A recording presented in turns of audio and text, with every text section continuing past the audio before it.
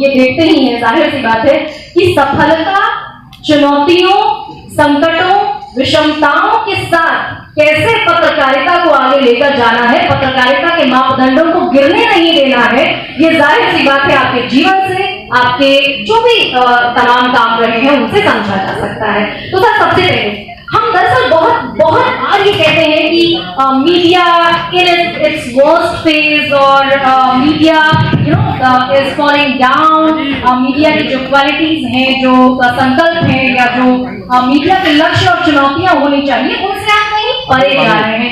Do you agree with that? Is this a true fact that media is falling down? मुझे नहीं लगा, और इस अवधारणा से मैं कभी अपने इस सहकारी जीवन की यात्रा में कभी सहमत नहीं। मीडिया अपना रूप और स्वरूप वैसे ही बदलती है हर दौर में जैसे बाकी चीजों में बदला। दुनिया में कोई भी चीज एक स्वरूप के साथ समय अतीत रहती है, उसके बाद स्वप्न स्वरूप चेंज हो जाता है। हेलो, मुझे लगता है दशा भी ठीक है और दिशा भी ठीक है।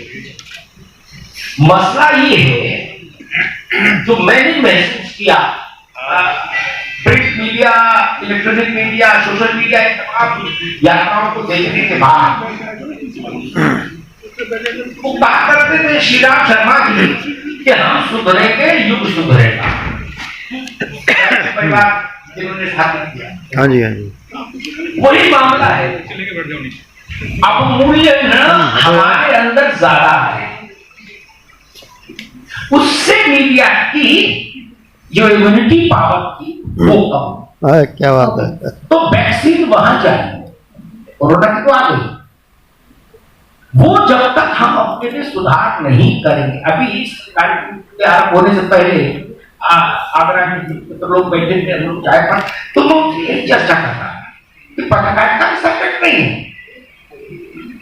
मुश्किल तब पैदा होती है जब हम पत्रकारिता के जरिए दूसरे लक्ष्य साधने की। केवल पत्रकारिता करिए कोई संकट नहीं, लेकिन फार्म हाउस भी बनाना चाहेंगे तो संकट, खंडारी में दुकान भी लेना चाहेंगे तो क्या जाना पड़ेगा। ये तो गाली, दोनों काम नहीं चलेंगे। माइक आईडी लेके बिजनेस करने निकलेंगे तो कुछ नहीं, ये तो पेशा ही थोड़ा दूसरा है। मैं अपने नौजवान साथी को अक्सर कहता हूँ कि बेटा अभी भी वक्त है, मुझसे कुछ मदद चाहिए मैं कर दूं, कोई पॉलिटिकल पार्टी ज्वाइन कर लो, किसी बिल्डर को बोल दूं उसके आप प्लॉट काटने लगो, ज्यादा कमाओ। यहाँ तक ये काम करता है। कबीर ने कहा, कबीरा ये घर प्रेम का खाला का घर ना है, शीश उतारे हाथ धरे सो बैठे घर ना, अपना सिर काट के हाथ पकड़ के आगे। तो अमूल्य जैसी कोई चीज नहीं है। हमारे ये जो पुरखे बैठे हैं, हमारे पहली पीढ़ी के लोग, इन लोगों ने अपना जीवन बाजार में काट दिया कि नहीं काट दिया जी। अब मर्सिडीज भी रखना चाहेंगे और कहेंगे सर आईडी दे दो। मेरे पास लोग आते हैं नौजवान पीढ़ी के लोग, बड़ी बड़ी असर स्थिति आ जाती है। कोई आया बोला आगरा मुझे दे दीजिए, तो मैं कहता हूँ यार मैं आगरा की दृष्टि कैसे कर सकता हूँ। बोले नहीं आगरा मैं देख लूँ चैनल, मैं आगरा तो दिखाऊँ कोई ऐसी लखनऊ मुझे दे दीजिए और मैं महीने में इतना कर दूंगा। क्या उसकी पत्रकारिता है? नहीं ना। 5 अंगूठी इस हाथ में, 5 अंगूठी इस हाथ में, बकरी बांधने बराबर बजट है और कहने मैं पत्रकार अपनी दशा भी खराब है, दिशा भी खराब है, न दशा खराब है न दिशा खराब है, मामला से। सर लौटेंगे शुरुआत की है आपसे, आरंभ आपसे हुआ है और आपके विजन दिशा खराब है और न दशा खराब है। जी जी ठीक है। हमारे साथ मिस्टर विनोद भारद्वाज जी हैं जो कि सीनियर जर्नलिस्ट हैं। आपका भी बहुत बहुत स्वागत सर इस चर्चा में। मीडिया की दशा और दिशा, इस पर मैं आपसे कुछ ऐसे कंक्रीट 5 पॉइंट्स चाहती हूँ, 5 बिंदु चाहती हूँ जिनके आधार पर हम ये आज आश्वस्त करने के लिए यहाँ बैठे तमाम लोगों से ये कह सकते हैं कि मीडिया की दशा और दिशा, जैसे अभी अमिताभ जी ने शुरुआत की नोट के तौर पर, कि ना मीडिया की दशा खराब है और ना दिशा खराब है, हम सही डायरेक्शन में। लेकिन इसके साथ साथ एक प्रश्न मैं आपसे जोड़ना चाहती हूँ। हम देश के जो चुनिंदा टॉप चैनल्स देख रहे हैं आज की डेट में, आज की तारीख में, हमारे भारतीय जनमानस का उसको देखकर पत्रकारिता की दशा और दिशा तय करता है और उसी से विचारधारा बनाता है और उसी से समझता है कि यही सिर्फ मीडिया है। तो उन तमाम चैनल्स के बाबत आप क्या कहना चाहेंगे? क्या वहां पर दशा और दिशा ठीक है क्या? और अगर नहीं तो बाकी जितने भी मीडिया के वो माध्यम है जो आम जनमानस की पहुंच से दूर है, उन्हें सामने लाने के लिए क्या करना होगा? आपने बहुत अच्छा सवाल किया है। आज के समय में जो सबसे बड़ा संकट है, पत्रकारों की जो छवि बन रही है देश में, और जो गिरावट आ रही है, वो एक बहुत बड़ा संकट है। हम इसे कैसे रोकें, क्या करें? जो पहली पीढ़ी थी पत्रकारिता की, या जिसके बाद हम आए, हमने जो अपने बड़ों से सीखा, हमको ये कहा जाता था उस समय एक ही शब्द था कि देखिए ये इस तरीके से आपको काम करना है और ये तो पत्रकारिता का आरोप नहीं लगना चाहिए। ये एक ही शब्द होता था कि तो पत्रकारिता में। लेकिन आज कितने शब्द जुड़ रहे हैं। आज कोई हमें कहता है मोदी मीडिया, कोई कहता है मोदी मीडिया, कोई कहता है पत्रकार। आखिर ये भावना लोगों में क्यों आई? ये भावना कहां से आई? ये बिल्कुल ठीक है कि देश, दुनिया, समाज हमेशा ये चलायमान है, समय बदलता है, चीजें बदलती हैं। जब चीजें बदलती है तो पत्रकारिता भी अलग क्षेत्र है, इसमें भी बदलाव होंगे। हमें उन बदलावों को स्वीकार करना चाहिए। और देखिए, कोई भी चीज दुनिया में ऐसी नहीं होती जिसमें सिर्फ अच्छाई हो। हर चीज में बुराई होती है। हमें ये देखना होता है कि वो औसत हमारा ठीक है, उसमें अच्छाइयां ज्यादा हो और उसमें बुराइयां कम हो, और अच्छाइयों को हम आगे कैसे बढ़ा सकते हैं और बुराइयों को हम कम कैसे कर सकते हैं। सर, अभी क्या देख रहे हैं आप? अभी ये देख रहे हैं कि औसत जो है, क्या वो औसत संतुष्टिप्रद है क्या, सेटिस्फैक्टरी है क्या? नहीं, वो औसत संतुष्टिप्रद नहीं है। ये बहुत हम लोगों के लिए बहुत कष्ट की बात है कि लोगों की जो हमारे बारे में जो छवि बन रही है, वो दिए गया पत्रकार, हम इस छवि को कैसे ठीक करें? अच्छा, कारण की तरफ भी मैं आपको ले जाना चाहूंगी। आपने समस्या का जिक्र किया, समाधान कहाँ देखते हैं और कारण कहाँ देखते हैं? कारण क्या है? सबसे इम्पोर्टेंट चीज ये है कि क्यों ऐसा हो रहा है। देखिए, मैं जो महसूस कर रहा हूँ, आपने जो बड़े चैलेंज की बात की, बड़े चैलेंज या बड़े मीडिया हाउसेस, चाहे वो बड़े अखबार हो, आज जो आम आदमी महसूस करता है, हम आम लोगों के बीच में जाते हैं या हम जैसे लोग जो महसूस करते हैं कि कहीं जो मीडिया हाउसेज है हमारे, वो कहीं बहुत दबाव है, सरकारी दबाव है। और इस चीज को हम बहुत शिद्दत के साथ, बहुत गहराई से महसूस करते हैं और आम जनता इसका बिल्कुल खड़ा आरोप लगाती है। कई बार ये घटनाएं अखबारों में छपती हैं, टीवी चैनल्स भी दिखाते हैं कि या सोशल मीडिया पर भी दिखाई देता है कि कुछ लोग जो नकारात्मक चीज है उनको दिखाने का प्रयास करते हैं, उन्हें बताने का प्रयास करते हैं, तो या उनके खिलाफ मुकदमे होते हैं या वो जेल चले जाते हैं।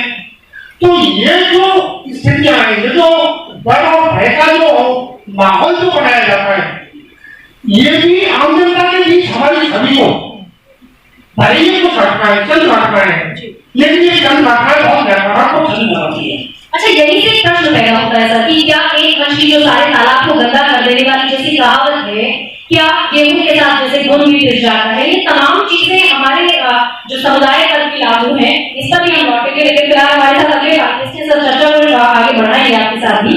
हमारे साथ डॉक्टर सुरेंद्र सर, आपसे मेरा सवाल ये है, डॉक्टर सुरेंद्र जी, माइक में सर आपके पास जी। सर, अभी दो हम लोगों के वक्ताओं ने जो महत्वपूर्ण बातें कही हैं, हमारे साथ पत्रकारिता के बहुत ही वरिष्ठ स्तंभ हैं, सशक्त हस्ताक्षर है श्री अमिताभ अग्निहोत्री जी। उनका कहना यह है कि अवमूल्यन जैसी कोई चीज नहीं है, हम बदलेंगे जग बदलेगा। अभी सबसे जो बात थी, सर ने कहा कि हाँ, कुछ ऐसे विशेषण है, नकारात्मक विशेषण जो जुड़ रहे हैं, नहीं जुड़ने चाहिए थे, और जिसके लिए हम सबों की एक साझा जिम्मेदारी है कि उसके लिए हम प्रयास करें कि ऐसा ना हो। वो प्रयास कौन से स्तर पर होने चाहिए? मेरा एक सीधा आक्षेप उन 10 चैनल्स पर है, तकरीबन 10, कमियां ज्यादा हो सकता है, जिनमें दिखाई जाने वाले कंटेंट या वहां के लोगों की जो व्यक्तित्व है, उनकी जो कार्यशैली है, उसके चलते पूरा एक समुदाय दूषित अगर हो रहा है या उस पर अगर आरोप लग रहे हैं, तो प्रयास कहां से होना चाहिए और क्या तमाम। मैं पहले ये स्पष्ट कर दूं कि व्यवस्था में बड़ा तेजी से परिवर्तन हो रहा है जी। हम लोगों की एक मानक है, धारणा है, ये जो मीडिया का पेशा है, इसमें हमारी जो पुरानी धारणा है, जो समय के साथ बदलाव आ रहा है, उससे मैच नहीं कर पा रही। मेरा ये मानना है कि ये मीडिया ही एक ऐसा पेशा है जो आत्ममंथन करता है अपने सम्मान के लिए, अपने आदर्श से बचाव के लिए, लेकिन आदर्श की जो स्थितियां हैं समय के अनुसार चेंज होती रहती हैं। हम मीडिया में हैं, मीडिया के बारे में चिंतित हैं और हम अपने लोगों को बुरा भला कहते हैं, अपनी आलोचना करते हैं, अपने दोस्तों की आलोचना करते हैं, हमारे जो प्रतिष्ठान हैं उन सब की हम आलोचना करते हैं। लेकिन मैं ये कहना चाहता हूं, हम अपने लोगों को कई बार बहुत जब हमें लगता है कि वो रास्ते पे नहीं है तो उनको देखकर नाक को भी सुकूनते हैं। लेकिन इसके बावजूद मैं कहना चाहता हूं कि आप इस मीडिया से नीचे उतरकर और दूसरे पेशों में देखिए, हमारे जो खराब से खराब लोग भी हैं वो उनसे बहुत बेहतर है, बाहर बहुत गलती है। मीडिया जो जिन स्थितियों से संचालित हो रहा है उससे मीडिया प्रभावित हो रहा है। दुनिया में जो कंपनियां हैं, मीडिया भी कंपनी है, दुनिया में जो कंपनियां हैं उनकी औसत उम्र 6 साल है। 6 साल में एक कंपनी का स्वरूप चेंज हो जाता है, मीडिया का भी स्वरूप चेंज हो रहा है। मीडिया फिलहाल अपने अस्तित्व के लिए लड़ रहा है, मीडिया पैसे से चलता है, मीडिया कमाई से चलता है, मीडिया का खर्चा बढ़ता जा रहा है। तो मीडिया अपने जो स्थितियां हैं उनसे लड़ रहा है और ये अस्तित्व की लड़ाई है। जो इस लड़ाई में समझौता करेगा कामयाब हो पाएगा और ये इसके लिए रास्ता अपने आप रास्ता बनता है। हम प्रयास कर रहे हैं, अच्छी बात है, लेकिन रास्ता इसी में से बनेगा। उस मीडिया में हमें गलती लग रही है तो स्थितियां उन जिन पे हम लोग उंगली उठा रहे हैं, मैडम ने कहा 10 चैनल पे उंगली उठा रहे हैं, उनमें चेंज आएगा। समय स्थितियां सबके लिए है, उसमें चेंज आएगा। जी सर, अच्छा आप इस बात से इत्तेफाक नहीं रखते क्या कि पत्रकारिता का जो पेशा है जिसको हम लोकतंत्र का चौथा स्तंभ कहते हैं, न्यायपालिका की हम बात करते हैं, जुडिशरी, उसके बाद हम कार्यपालिका की बात करते हैं और उन्हीं 4 खंभों में से एक है लोकतंत्र का चौथा खंभा पत्रकारिता। तो क्या हमें कोई इजाजत है क्या, हमारे पास क्या लिबर्टी है क्या, छूट है क्या कि हम भी अपनी गिनती कंपनीज में करने लगे? हमें तो जिम्मेदारी लेकर आगे शायद मापदंड कुछ रखने होंगे, कीर्तिमान शायद कुछ रखने होंगे, या फिर शायद वो तमाम चीजें हमें सेट करनी होगी ताकि आगे आने वाली पीढ़ियों को हमसे प्रेरणा मिले। पत्रकारिता के पेशे के साथ ये जिम्मेदारियां तो जुड़ी है ना। ये जो आयोजन है ये हमारे अंदर जो बेचैनी है, भारद्वाज जी ने जो व्यक्त किया है कि हर ईमानदार आदमी के अंदर भी बेचैनी है, लेकिन ये तय करना हमारे बस की बात नहीं है। हम जो सोचते हैं सब हम नहीं कर पाते। प्रधानमंत्री बहुत ताकतवर आदमी है, लेकिन वो जो चाहते हैं नहीं कर पाते, अपनी बात को मन के माध्यम से कहते हैं। ऐसे ही हम बहुत सारी चीजें सोचते हैं किस तरह से हो जाए, हमारे हाथ में नहीं है। स्थितियां आज इतनी जटिल हो गई हैं कि सारी चीजें मिलकर ही एक नया रास्ता तय करेंगी। लेकिन मैं निश्चिंत हूं जी कि कोई प्रॉब्लम नहीं है। ये अकुलाहट जो लोगों के अंदर से आ रही है ये सबको प्रभावित कर रही है, ये अकुलाहट सबके भीतर भी है, लेकिन परिस्थितियां हैं लोगों को विवश कर रही है। चलिए, तो बहुत अलग अलग जो नजरिए हैं वो सामने आ रहे हैं। सर, 2 और खास मेहमान, 3 और खास मेहमान मेरे साथ हैं, लेकिन उससे पहले बीच में मैं आपसे एक ब्रिज की तरह भूमिका में मैं चाहूंगी कि आप आए। 2 रिएक्शन हमारे मैं उस पर भी टिप्पणी करना चाहूंगा जिसकी ओर आपने 2 बार पॉइंट आउट किया, रेखांकित किया। हमको ऐसा लगता है कि हम पत्रकार हैं, हम उस फर्टिलिटी के व्यक्ति हैं। कि 10 चैनल ही देश चला रहे हैं। ये निपट मुगालता है, ठीक है ना, ये निपट मुगालता है भाई। एटा, इटावा, फरुखाबाद, मैनपुरी, हाथरस, पडरौना, कुशीनगर, अंबेडकर नगर, पिथौरागढ़, चंपावत, चमोली चले जाइए, मुकेश कोई ऐसा नहीं कि देश चला रहा है। ये सिर्फ हेमोक्रिएट है पत्रकारों के बीच में, ब्यूरोक्रेट्स के बीच में, बड़े कॉर्पोरेट हाउसेस के बीच में और नेताओं के बीच में।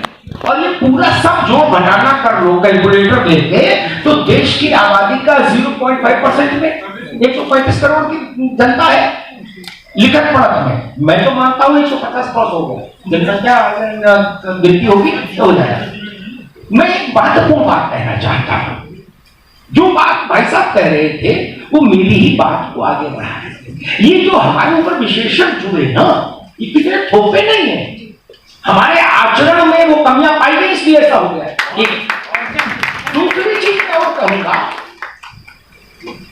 तमाम कमियों के बाद भी मीडिया क्यों जरूरी है। मैंने एक सेमिनार में एक बात कही, उसमें प्रशांत भूषण मेरे साथ थे, तो बड़े वक्ता है, बड़े वकील है, योग्य पिता के जो पुत्र हैं। उन्होंने कहा कि मीडिया का है फलाना ठिकाना। मैंने उस वक्त एक बात उसी को दोहरा देता हूं। मैं मानता हूं, एक उदाहरण दूंगा क्योंकि मैं बहुत बौद्धिक बात में नहीं रहता। गांधी जैसा कम्युनिकेशन करिए, देश समझ जाए, है ना। महर्षि अरविंद को समझने के लिए फिर बहुत मुश्किल होता है, या महर्षि रमण को समझने के लिए, वो भी अच्छे लोग हैं लेकिन वो देश को नहीं समझा सकते। मैं एक उदाहरण देता हूं, आगरा का उदाहरण देता हूं। एक गरीब आदमी की बिटिया, गरीब आदमी की बिटिया आगरा के किसी ऐसे व्यक्ति के लड़के को ब्याह गई जो पॉलिटिकली बहुत कनेक्टेड है, विधायक सांसद उसकी जेब में हो और 1500 करोड़ का आदमी है। बाबू सुनना, हाँ सर सुनना हूं। और उसने बेटी को मार दिया, बहू को, है। अब वो गरीबी जो बस करके आया, उसने बताऊंगा, किताब और गूगल ना मैं पढ़ता हूँ ना मेरे ज्यादा रुचि है। अब उसके वो कहा जाएगा विधायक सांसद के यहाँ, वो बीते हुए हैं, भाई साहब के खिलाफ नहीं जा सकते, भाई साहब भी चुनाव लड़वाते हैं, ठीक। कलेक्टर प्रभुनारायण सिंह मिलेंगे नहीं, पूरे मीटिंग में बाहर गए लखनऊ, घर के अंदर तो भी गरीब को तो नहीं मिलेंगे, गरीब को मिलने के लिए भी सिफारिश चाहिए। बिल्कुल ठीक बात है साहब। कप्तान नहीं मिलेगा, न्यायपालिका में जाएगा, वकील कहेंगे खेत रख दो गिरवी, क्या मीडिया भी गई खेत भी जाए। अमिताभ अग्निहोत्री ये कर देंगे कि प्रशासन के छाती पर चढ़ के रिपोर्ट को लिखाई देंगे कितना भी बड़ा है। ये काम मैंने किया। इसी उत्तर प्रदेश में लाखों बेरोजगार बच्चों को, हमने बात में सब कुछ गंदा ना, लाखों बेरोजगार बच्चों को रोजगार मिला, नौकरियां टाइम से मिली, व्यवस्थाएं सुधरी, मुख्यमंत्री को हस्तक्षेप करना पड़ा। मसला ये है क्या हमारी आत्मा इतनी पवित्र है, जो 3 और अंग है वो जहां असफल हो जाते हैं वहां पत्रकारिता का हस्तक्षेप वहां से शुरू होता है। इसलिए वो पत्रकारिता हमको और से ज्यादा बेहतर लगती। मैं फिर कहूंगा, अपने अगर आप विरासता का जीवन जीना चाहते हैं तो जितनी जल्दी हो आज इस कॉन्क्लेव के बाद इस पेशे को छोड़। बहुत बढ़िया, बहुत शानदार है, बहुत बढ़िया, बहुत सुंदर बात। आप ही लोगों ने कलंकित कर दिया। बहुत अच्छी बात। क्या मुझे मिलते हैं पुलिस के अधिकारी मिलते, वो कहते भाई साहब आपके लड़के आ जाते हैं सुबह, कहते कचौड़ी मंगाओ, जलेबी मंगाओ, मैं मोटरसाइकिल पर चले जाऊँ, पर इसको पत्रकारिता कहेंगे। हाँ तो सर जी मैं निश्चित तौर पर अग्री करती हूँ। हम बदलेंगे जग बदलेगा, और कहा भी गया, देश के बड़े मकबूल शायर ने कहा है, हम अकेले ही चले थे जाने में मंजिल मगर लोग साथ आते गए और कारवां बढ़ता गया। तो आपको पहले जाने में मंजिल बढ़ना होगा, कारवां अपने आप साथ आ जाएगा। हमारे साथ कुछ और खास मेहमान भी इस समय मौजूद है। हमारे साथ डॉक्टर सुशील गुप्ता जी है। सर आपसे मेरा वही सवाल कि अभी जितने भी नजरिए दृष्टिकोण हमारे सामने है, उन दृष्टिकोण में से कौन सा ऐसा पॉइंट है जो आपको लगता है कि उसे कैरी फॉरवर्ड किया जाना चाहिए, और कौन सी ऐसी चीजें जो आपको लगता है कि अगर उस प्रयास के साथ आगे बढ़ा जाए तो जो भी अभी विशेषण हमारे साथ चिपक गए हैं, जाने अनजाने, चाहते हुए नहीं चाहते हुए, उन्हें कैसे देख सकते हैं? धन्यवाद। तो मैं थोड़ा सा आपको ये कर दूं कि मैं पत्रकार ना हूँ। नहीं, मैंने आपको पत्रकार कहकर संबोधित, लेकिन मैं भाई साहब की बात को थोड़ा सा बस 1-2 मिनट में आगे बताऊंगा कि पत्रकारिता और पत्रकार की कलम में बहुत और ये इस पर तो मुझे लगता है कि थोड़ा सा सम्मान तालियों से हो रहा है। सभी जैसे कह रहे थे कि पत्रकारिता क्यों जरूरी है, और खास करके आज के परिप्रेक्ष्य में या पिछले कई सालों से जो पत्रकारिता इस ऊंचाई पर पहुंची है, उसके लिए मैं बिल्कुल साधु की बात दूंगा और नमन करूंगा। छोटी सी बात कही है कि गरीबों के लिए अगर कोई है तो मैं कहूँगा मीडिया ही है। बहुत बढ़िया। और आज मीडिया के द्वारा आप प्रशासन को, इवन मैं कहूँगा राजनीतिज्ञों को भी आप बहुत आराम से, मैं झुकाना वर्ड तो नहीं यूज करूँगा, लेकिन हाँ उनका जो आप चाहते हैं उनका उस तरफ जरूर वो सोचें।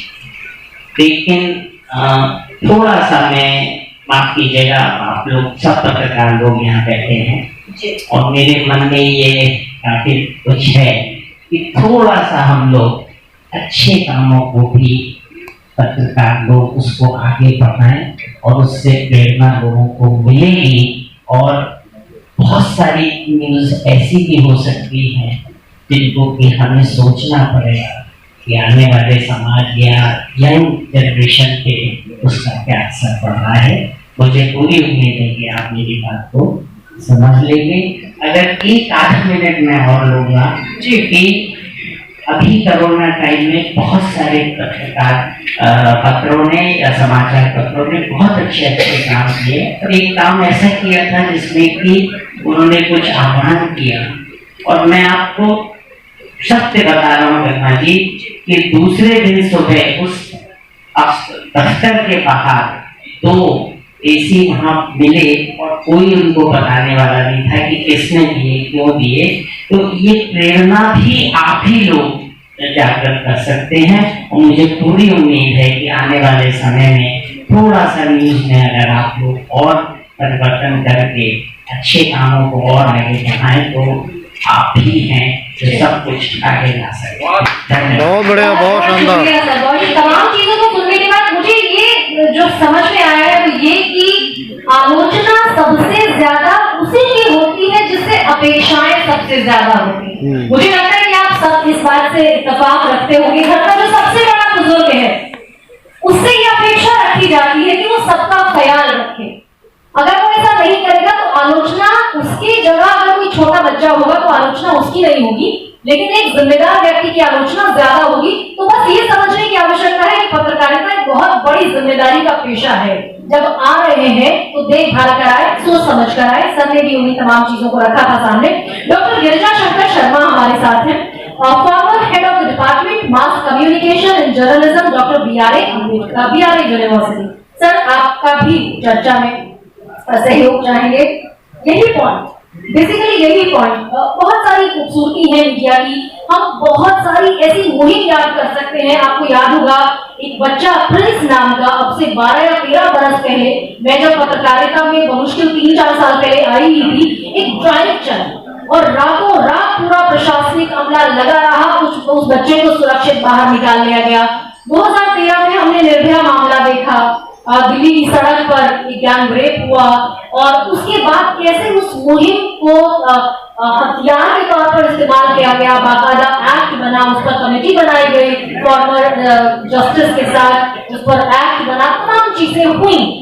लेकिन इसी सकारात्मक में से मेरा सवाल हालांकि वही है जिसको मैं घुमा फिराकर आप सबसे पूछकर एक नया दृष्टिकोण की तरफ बढ़ना चाहती हूँ कि नकारात्मक बहुत कम है, लेकिन ऐसा कहते हैं कि पानी में 4 बूंद तेल की डाल दी जाए तो तेल ऊपर सरफेस पर आ जाता है, सतह पर आ जाता है, दिखने लगता है। क्या हो, कैसे देखिए, सबसे पहले तो यह है कि इस तरह की चर्चाओं के लिए लगातार मंच मिलते हैं। जी ये जो मंच का मिलना बहुत बड़ी है।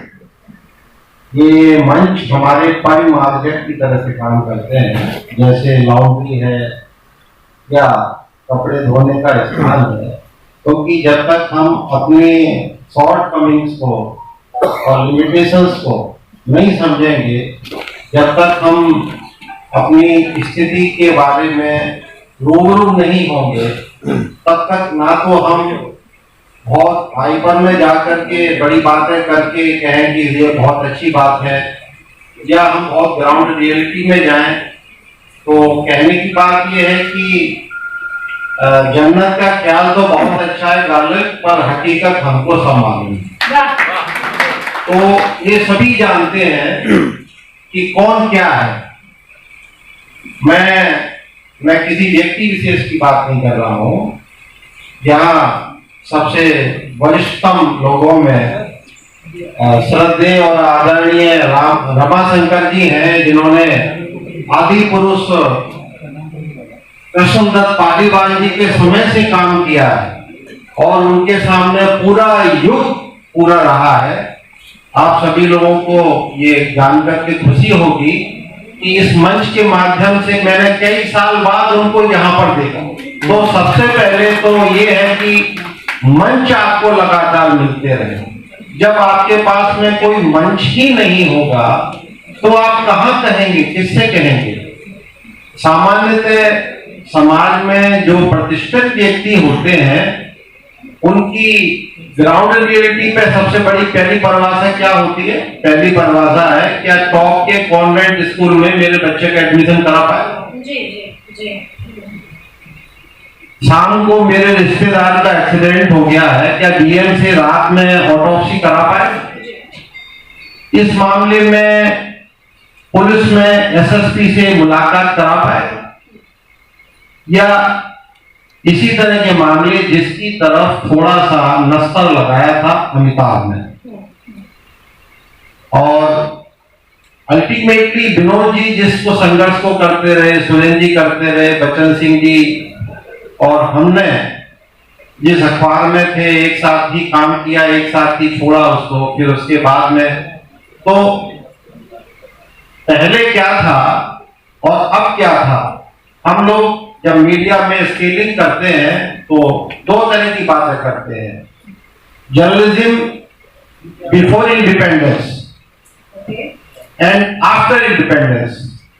तो बिफोर इंडिपेंडेंस और आफ्टर इंडिपेंडेंस में दो बेसिक चीजें थी। आजादी से पहले जर्नलिज्म का मुख्य लक्ष्य एक मिशन था, और उस मिशन में from north to south, east to west एक ही बात थी कि हमें अपने देश को आजाद कराना है। जब देश आजाद हो गया तो मिशन के बाद में आफ्टर इंडिपेंडेंट जैसे जैसे हम बढ़ते गए तो मैंसन हो गया, मतलब मिशन पीछे हो गया, लोग अपने मकान बनाते रहे, मैंसन्स बनाते रहे। तो ये बेसिकली चीज है। पहले मकान कच्चे होते थे लेकिन लोगों के दिल बहुत पक्के होते थे। ज्यादातर जर्नलिस्ट पक्के दिल के होते थे, मकान उनके कच्चे होते थे। आज सभी के मकान बहुत पक्के हैं और दिल बहुत कच्चे हैं। ये दरअसल आप प्लीज अपनी बात कहिए, फिर उसके बाद मैं यहीं से एक पॉइंट निकालना चाहती हूँ। जी आप रोक सकते हैं, क्योंकि कभी कभी रोकिए मती बुलबुले को। ऐसा हो सकता है कि कभी तूफान आपके अंदर रुक जाए और फिर वो और पवन करने लग जाए। तो रोकिए मती, बोलते जाइए। चर्चा का मतलब ही यही है कि चर्चा हो रही है। सर मतलब लेकिन ये है कि सारी शुचिता की उम्मीद, क्योंकि सब देखिए हम कहते हैं ना कि साहित्य समाज का दर्पण है, तो पत्रकार भी तो उसी समाज का हिस्सा है ना। हमने सारी शुचिता की उम्मीद, सारी नैतिकता की उम्मीद, सारी जिम्मेदारियां हमने एक जमात पर डाल दी है। क्या ये उचित है? आपको लगता है ठीक है समाज बदल रहा है तो पत्रकार का बदलना इतना बड़ा आखिर हमने उसको मुद्दा क्यों बना लिया? देखिए ये विनम्रतापूर्वक ट्विस्ट पॉइंट है जो ये बहुत अच्छा मैडम आपने उठाया, पर ये सवाल आपने खुद ही ओढ़ा होगा। मुझे नहीं लगता कि ये सभी लोग उठा रहे हैं, आप खुद ही उड़ा रहे हैं अपने आप को कि उस कंपनी के बोझ से खुद ही अपने आप को गर्म महसूस कर रहे हैं कि समाज हमसे क्यों एक्सपेक्ट कर रहा है। समाज बिल्कुल एक्सपेक्ट नहीं कर रहा है। मैं मीडिया में एक्टिव हूँ और पिछले 30 साल से पत्रकारिता के विभिन्न यूनिवर्सिटियों में रहा हूँ, जाता रहा हूँ। आपको ऐसा लगता है कि कुछ लोग सीढ़ियों पे जाकर के मकान के ऊपर पहुंच गए और फिर सीढ़ियां हटाकर कहते हैं कि हमारे ऊपर आना चाहते हैं। ना वो ऊपर आना चाहते थे ना नीचे आना चाहते थे, वो अपनी जगह ही है। ये स्यालबाग का सिद्धांत है। स्यालबाग का सिद्धांत सबसे पहले महावीर स्वामी ने दिया।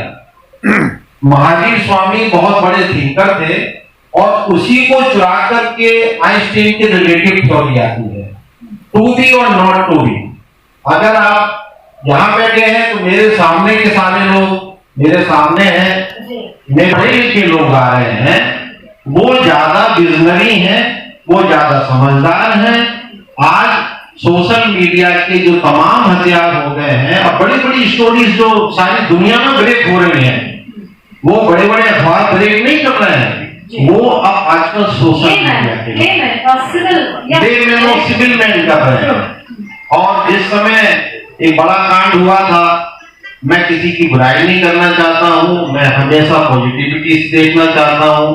हम लोग क्या करते हैं कि एक स्टोरी हुई थी, आगरा के पास एक जगह है राजस्थान के बॉर्डर पर, वहां से एक महिला को लाया गया। उस महिला को लेकर के बहुत बड़े अखबार में दिल्ली में बहुत बड़ी स्टोरी हुई कि भाई ये मंडी लगती है। मंडी के बाद में क्या हुआ बाकी आप सब भूल गए, आप सब फूलों के ताज में रहने लगे। उस मंडी का क्या हुआ, वो मंडी आज भी चलती है।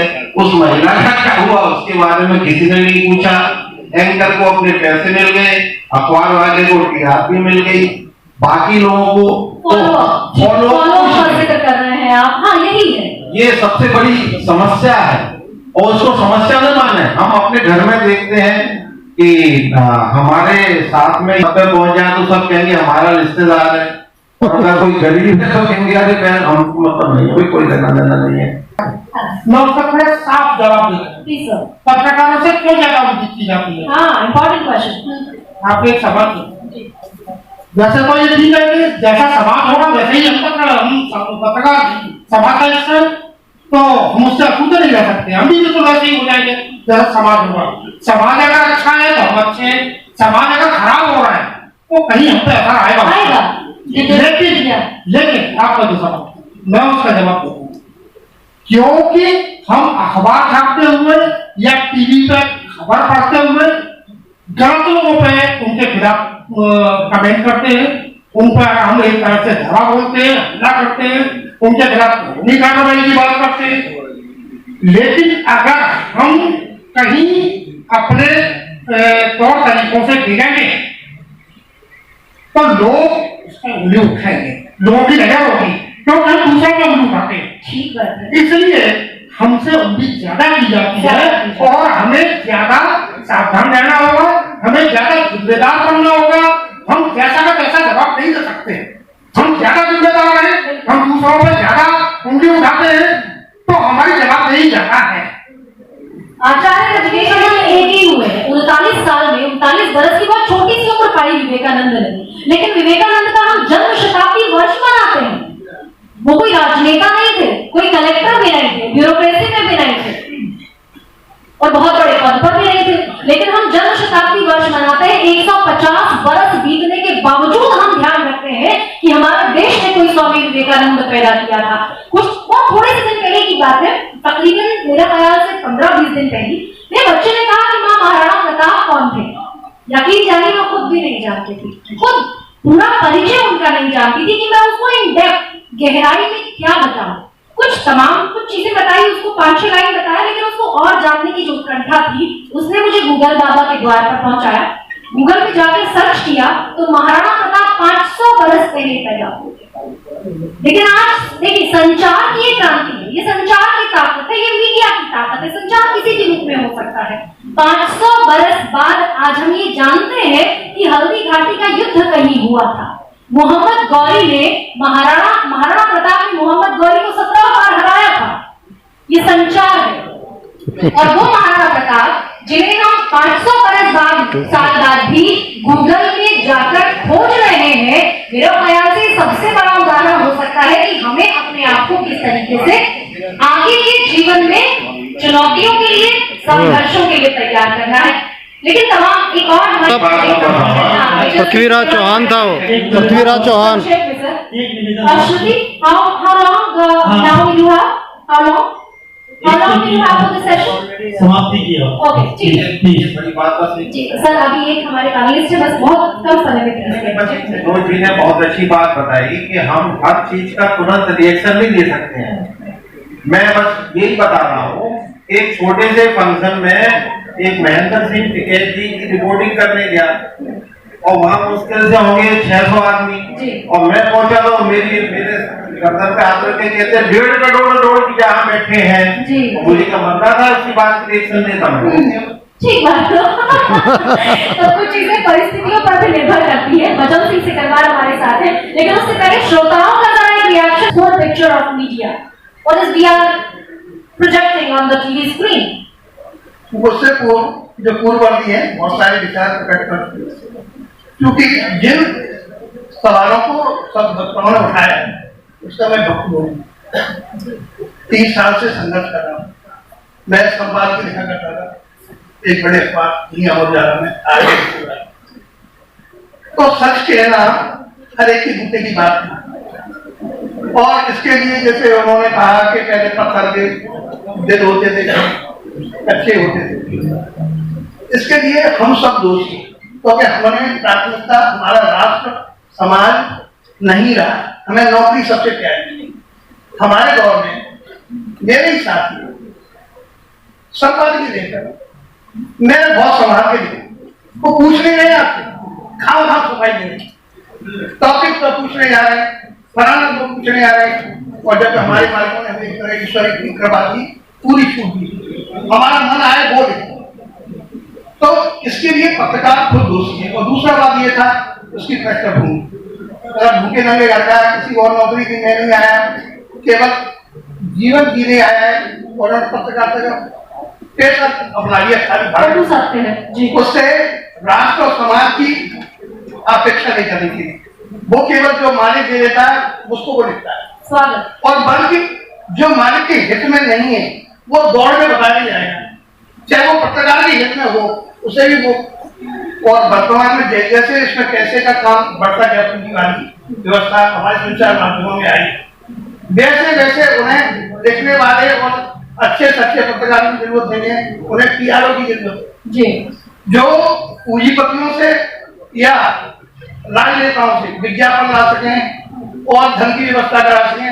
सारे मानकों को उन्हीं की जरूरत है। ये अलग सकते हैं, ठीक है। तत्सत्य है, उसके लिए पत्रकार ही दोषी है, वो स्वयं किसी आता है, मालिक नहीं चाहता, वो उसी की बात करता है। हाँ, उसकी बानगी को हमने हाल ही में बहुत सारे इंटरव्यूज देखे भी हैं। डॉक्टर गिरिजाशंकर शर्मा है, इन्होंने कभी मुलायम सिंह के बारे में कोई पूछ दिया, मुलायम सिंह जी ने शिकायत कर दी मालिक से, इनको डर पड़ेगा कि आगे से आप पत्रकारिता करने नहीं आओगे।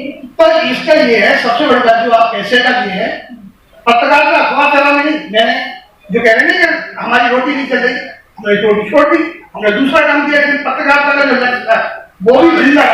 पेशे को कम से कम पेशे की गरज रोटी के लिए हमने पत्रकारिता नहीं की, हमने दूसरा काम किया। जैसे ब्राह्मण है, ब्राह्मणों को पहले काम था, कोई जरूरी नहीं है कि एक ही घर से अपने भरण पोषण करें, उस सब जगह घर से सारे को नाम करा दीजिए, ताकि कोई एक व्यक्ति उस पर उसकी वाणी पर रोक नहीं लगा पाए। और जो पत्रकार दोस्त मेरे बात कर रहे हैं, ये बड़ी बड़ी ईमानदारी की। मेरे निकलने के बाद अखबार में सस्पेंड तीनों की रही, सस्पेंड होने के बाद किसी ने मेरी कोई मदद नहीं। जो कहते थे नेता यहाँ के लोग, आप जिससे निकलोगे हम आपके संग कूद मार देंगे, ये कर देंगे, वो कर देंगे। पत्रकार साथियों ने रोका, सारे संगठनों में उन्होंने हथियार लिए जो फोटो में कार्यक्रम कर सकते हैं, यूनियन जो इनको व्यवस्था करा, तो बाकी सारा जीवन में कैसे सर्वाइव कर पाए 30 साल। तो मेरा प्रश्न ये हर एक पत्रकार के पास तो गीत का तो कोई बहुत साधन नहीं और कोई कला नहीं आती कोई नहीं, इसलिए उसकी मजबूरी है कि जैसा वो कहेगा मालिक वैसा वो बनाएगा। दूसरी बात कमी ये है कि बोलेंगे कि छूट मिलती है वो उसका भी प्रयोग नहीं करता, क्योंकि मैं समाज की प्रश्न हाँ भाई ये करा तो मैं नए नए लोगों को मौका देता था, अवसर देता था।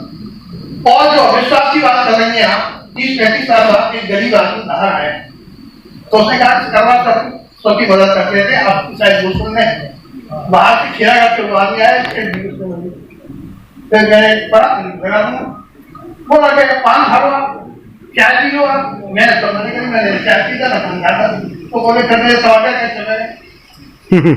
ठीक है सर, वो समझ आ रहा है कि वो चुनौती है निश्चित तौर पर, और इसीलिए सर से मेरा निवेदन सर कंक्लूड कीजिए इसको। मरता ध्यान करता वाली स्थिति है। 2-3 बातें जिस पूरे चर्चा में निकल कर आई इस स्तर पर मुझे लगता है महत्वपूर्ण है। एक चीज तो ये साफ हमको समझनी होगी, आजादी से पहले के भारत में जिस ढंग के अखबार की से जरूरत पूरी हो जाती थी वो असंभव नहीं, इसलिए कोई भी इसमें क्रांति की आवश्यकता नहीं, वो अतिरेक हो जाएगा। बड़ा पूंजी निवेश मीडिया में चाहिए ही चाहिए। ओके, साइंटिस्ट पर अखबार छापने प्रतिष्ठापन कचहरी मीडिया है उसके पर जिम्मे नहीं करता, संचार बहुत गतिमान हो गया है।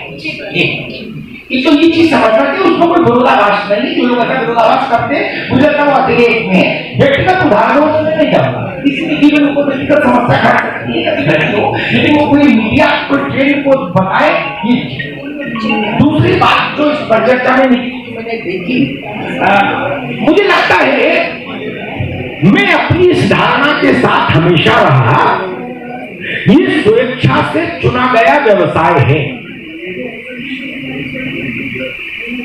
जैसे अगर सेना में भर्ती होने वाला कोई जवान ये कहे कि भाई साहब बड़ा खतरा है मुझे 2 गनर दे दो, तो मैं कहूंगा भाई तू चाय की दुकान खोल ले, डॉक्टर ने बताया सेना में ये सब बातें मत बताइए। ठीक है, डॉक्टर ने कहा क्या पुलिस का नोटिस आया कि पत्रकार नहीं रहोगे तो देंगे, वही मसला दूसरा काम करिए जो कर सकते हैं वो करें, बाकी छोड़े। तीसरी महत्वपूर्ण बात जो मुझे लगता है कि हम लोग को इसमें जरूर समझनी चाहिए, इमरजेंसी के दौरान शहादत किस्सा बड़ा हुआ जिसको लाल कृष्ण आडवाणी कई बार उद्धृत करते थे उस दौर में, कहा गया कि भाई नमस्ते करिए और लोग रेंगने लगे। मैं ऐसे लोगों पर कोई टिप्पणी नहीं करना चाहता, न मैं उनकी बहस न करना चाहता, जो लेट गए उनको मुबारक, जो नहीं लेते वो मुबारक। सत्ता का दबाव एक प्रश्न बार बार आता है और सारे लोग इसी पर क्रांति को आगे केंद्रित कर देते हैं कि नहीं सत्ता का दबाव बहुत ज्यादा है। मैं अभी उदाहरण डिस्कस कर रहा था, उसको हटाता हूँ, सिर्फ पत्रकारिता की बात करता हूँ। मैं अखबार में संपादक रहा, मैं टेलीविजन में संपादक रहा, इतनी लंबी यात्रा में कई जगह रहा। मैं आपकी बात मान लेता हूं, सत्ता का दबाव। दिन भर में मैंने 500 खबरें चलाई, 10 पर सत्ता का दबाव। क्या 490 खबरें ईमानदारी से चलाई है? और मैं चलाई तो खुद नहीं माना, सत्ता के नाम भी भाग है। अगर मैं अखबार का संपादक था, मैं 500 खबर औसतन छापता था। ठीक, मालिक, कलेक्टर, मुख्यमंत्री, प्रधानमंत्री सबकी मिला के 5 से 10 से ज्यादा खबरें नहीं होती थी दबाव वाली। ठीक है सर, कुल मिलाकर मैं ईमानदारी से गरीब की मदद करूं। हाँ, हम अपनी बेईमानी को क्रांति के छद्म जाल से ढकने की जो कोशिश कर रहे हैं वो बहुत बढ़िया। और आप आक्षेप और आरोप दूसरों पर लगाते रहिए। श्रुति होगा जी। पहले सेशन की जो था मीडिया जगत की वर्तमान दशा और दिशा, तो मैं बुलाना चाहूंगी मोमेंटोस के लिए रिस्पेक्टेड सर बाय आदर्श नंदन जी हमारे बीच में मौजूद है, सीनियर जर्नलिस्ट। सर आपका स्वागत है मंच पर। और इसके साथ साथ रोहित जैन जी हमारे बीच में मौजूद है CCLA एक्स कमेटी से। और आगे बढ़ते हुए प्रकाश गुप्ता जी आपको भी आमंत्रित करना चाहेंगे स्टेज पर, director of 10 news nation network. तो सर आपका स्वागत है मोमेंटोस के साथ। चलिए वाइंड अप करते हैं फर्स्ट सेशन को और बढ़ते हैं अगले सेशन की ओर। सबसे पहले मैं रिक्वेस्ट करना चाहूंगी, हमारे बीच में मौजूद है मिस्टर बच्चन सिंह गगराज जी, सीनियर जर्नलिस्ट। मैं रिक्वेस्ट करना चाहूंगी आदर्श जी से कि मिस्टर बच्चन सिंह गगराज जी को मोमेंटो के साथ सम्मानित किया जाए। और दोस्तों इसी के साथ साथ अमिताभ जी और गरिमा जी और साथ साथ सुशील जी बने रहेंगे अगले सेशन में। चलिए मिस्टर बच्चन सिंह गगराज जी सीनियर जर्नलिस्ट हमारे बीच में मौजूद है, पर जोरदार तालियां हो जाए।